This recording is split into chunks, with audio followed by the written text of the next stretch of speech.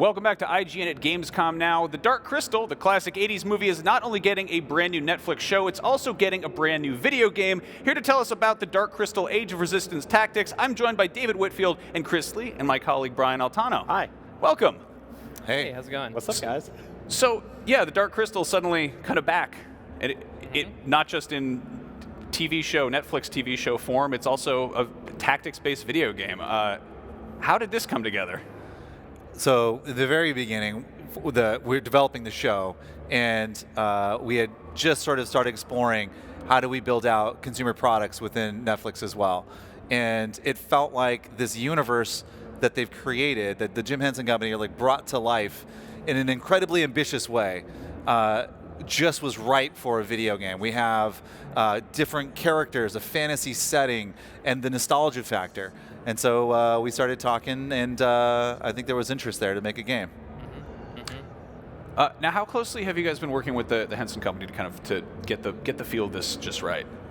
Yeah, it's been a really great partnership actually. So we had the opportunity to go down with members of the development team, Bonus XP, down to Henson Studios and the Creature Shop, and we kind of showed some early footage of the game and played through a little bit. We got to go to the Creature Shop and look at the puppets themselves and take some pictures just to make sure that we were getting all the little details of the character models correct. So it's been a really cool collaboration. Now, the show and the movie obviously have a very, it's puppetry, and sets and practicality.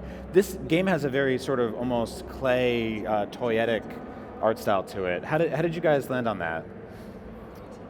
Well, it's been, so one of the things with kind of the general art style is, I thought this was an interesting factoid, that the models themselves are rigged up to move as the puppets might move. So they don't do any movements that they wouldn't be able to do in an action if the puppet was actually acting them out. Oh, wow. Yeah. As far as the general art style, we kind of wanted to match thematically, but have its own kind of gamey look to it. No, that's really awesome. And did you guys build models and then scan them in, or make models and then make them sort of look like they're made of clay? So it was making models. Oh wow! Yeah. That's so cool. I mean, the environments are like really beautiful and incredibly detailed, and they feel like very lived in. Yeah. So this is what we're looking at here is an example of kind of a side story map. We have a mystic NPC here. We have 3 party members, so we have a bowmaster, we have a scout, and then we have a stone warden on our team. And going back to the collaboration with the Henson Company, we actually sat down and showed them a lot of concept art and rendering of what our version of the Gelflings would look like, and the Grunax, and so on and so forth. And it was great because, like, in real time, Lisa Henson, in fact, was able to say, I think what you've done there is great, but it isn't as like on tone with what we think they should look like. And so we're like able to real time take that feedback and then make it even more authentic. Oh wow! So there's sort of like a push and pull creatively to get it exactly where it needed to be. Yeah, I was really excited by just how engaged they were with the project. Like, and Lisa Henson's feedback in particular was just so precise. It was like, I think the ears are maybe a little too sharp, and so there's a lot of little adjustments to get it just right. So I think fans are going to be happy. In terms of like character classes that we're looking at here, what kind of characters can people expect? I mean, obviously there's some archers, you have some long-range people. In traditional tactics games, people are sort of like, it's chess-like, right? People want to come up and stab, they want to shoot people from afar. What kind of sort of opportunities do people have to explore the different characters here? Yeah, so we're aiming for around 20 classes in the final game. You'll have a primary and a secondary. Your primary is where most of your skills come from. Your secondary can contribute a skill that you wouldn't normally be able to get with that class. So here, the Bowmaster is one of the classes we have. She has the ability to mark targets, lower their defense, deal extra damage with bow attacks. When attacking from higher range, she does more damage, so that's one example. The Scout's another. He's fast, he's a rogue, and the way that takes place in a tactics game is he comes up more frequently in the turn order. He has a lot of movement-based attacks, so there's a lot of opportunities to get your team just how you want. Customize them to your strategy. Right. How did you guys land on tactics as a Dark Crystal game? I mean, there's any genre could have conceivably worked, but this is sort of an interesting one to pick? Well, part of it was the initial pitch from the developer.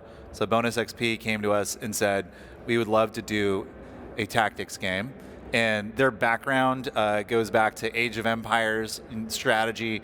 So it felt like a natural fit to kind of develop a game that's really in the sweet spot of the type of gameplay that they're really good at. And then I think the variety of unit types really kind of lent itself to, whether that be on the creature side or the antagonist side or your own Gelfling side. So it just, at that point, made a lot of sense. Now let's talk about how this sort of fits into the overall lore. Age of Resistance is a prequel series, correct?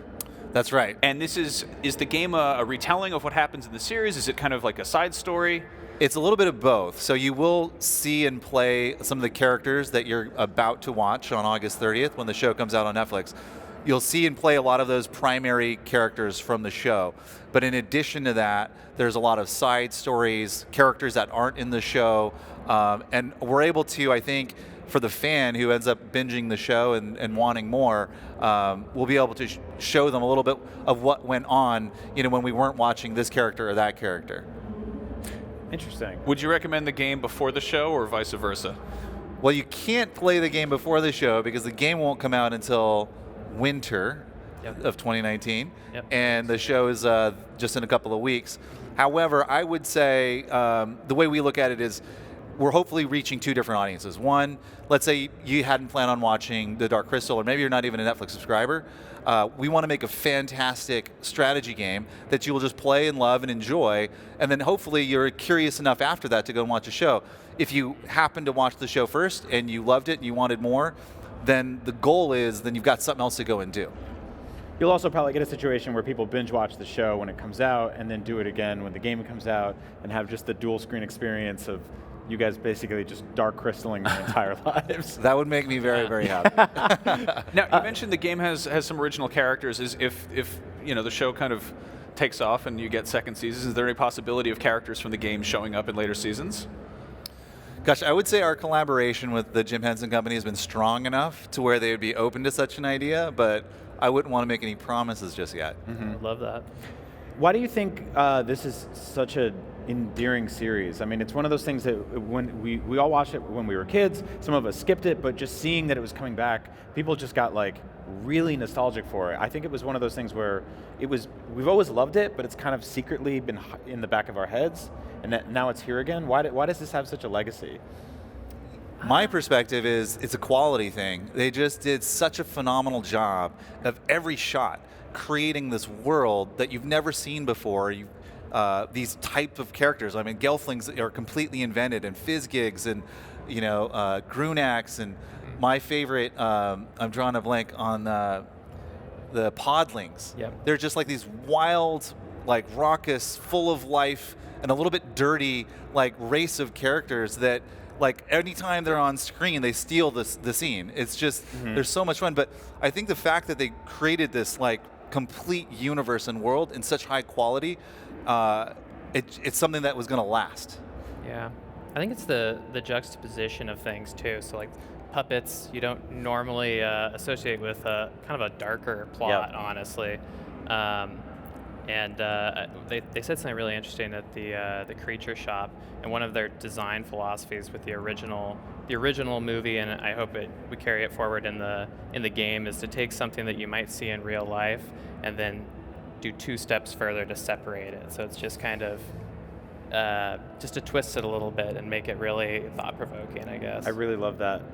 Looking back at the gameplay now, there's a lot of sort of dynamic environmental things you can do. There's pushing and pulling of these rocks. There's some verticality. How much does that kind of stuff ramp up as the game goes on? How tall do levels get? Are there traps and environmental hazards and such? Yeah, so there's going to be a whole lot of different ways to interact with the environment, and I like to think of each stage as a bit of a puzzle. You can brute force it.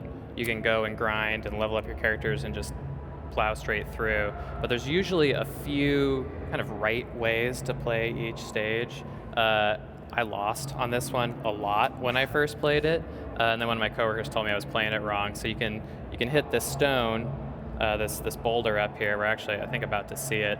But if you roll a stone up to hit someone, it'll do very little damage. If you knock it off onto someone, it can insta knock out the opponent. But that's difficult to line up. Right. The correct way to go about doing it is actually blocking off that staircase so that enemies can't come up that way, and they're forced to come around the side. And so every stage is going to have something like that, right? So some environmental hazard, some objects you can move around to kind of get an optimal strategy. And so there is hypothetically a way to kind of quote unquote solve these in the fewest amount of moves, right? Yeah.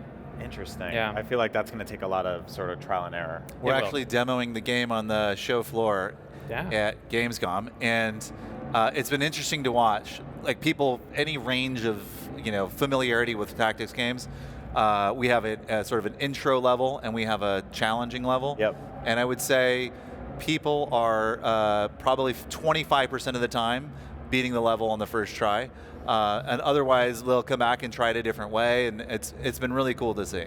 Yep. And you've got something like 80 sort of quests, or what sort of stages, would you call them? So over 60, we haven't landed on a final number, but somewhere in that neighborhood, over 60 individual levels. That's awesome. And what we're looking at right now is just sort of just a part of one of them, right? So this is one map. This is one map? Okay. Did they scale differently? They kind of... Yeah, some will be a little bit larger. Some will be, actually this is about as small as they tend to get, but we're usually not going to be looking at stages that span off the screen into the distance. They're all kind of a compact board that you can turn and examine from every angle and really explore the best strategy possible. There's something wonderfully just compact about that. It's sort of Gelfling scale, Yeah. It's picture book-esque. When can people get their hands on this? So we haven't announced a release date just yet, but later this year. And when can people watch the series? August 30th, debuting on Netflix globally at the same time. Wonderful. Well, gentlemen, thank you so much for coming by. There is so much more coming out of Gamescom. We have IGN at Gamescom now, continuing right after this.